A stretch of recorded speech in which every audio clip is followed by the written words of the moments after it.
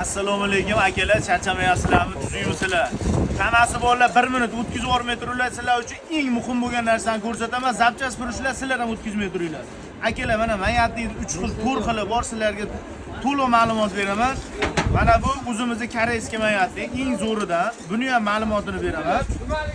Bu ham koreyskiy temirga qilingan, lekin tepasi kichkina pachini bo'ladi. Plus pasi katta pachini, 2 xil pachinida bo'ladi. Buni umri kaltaroq bo'ladi, lekin bu ham koreyskiy temir. Buni farqi, buni narxi 160 ming so'm bozorda. Endi buni quyma akalar, mana sifatini ko'rishingiz mumkin. Plus kichkina pachinili. Bu narsa sinish ehtimoli ko'p bo'ladi. 5-tiyaga qo'ygan joyi sinishi ko'p bo'ladi akalar. Shu narsaga e'tibor beringlar. Keyin bozorda ko'p tarqagan mana shu holatdagi mayatlik bo'ladi. Buni narxi 12 dollar bozor bo'yicha. Farqi 30 ming 40 ming so'm bizniki bilan farq qiladi, lekin akalar, odamda hayoti, joni uchun 40 ming 50 ming so'm pul hech nima bo'lmaydi akalar.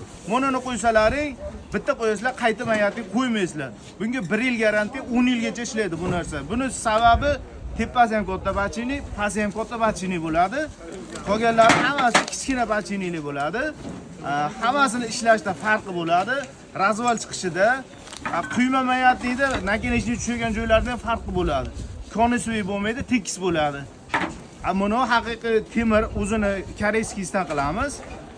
Chekkalari mana teshiklari cho'tki bo'ladi. 1 yil garantiya, 10 yilgacha ishlaydi akalar.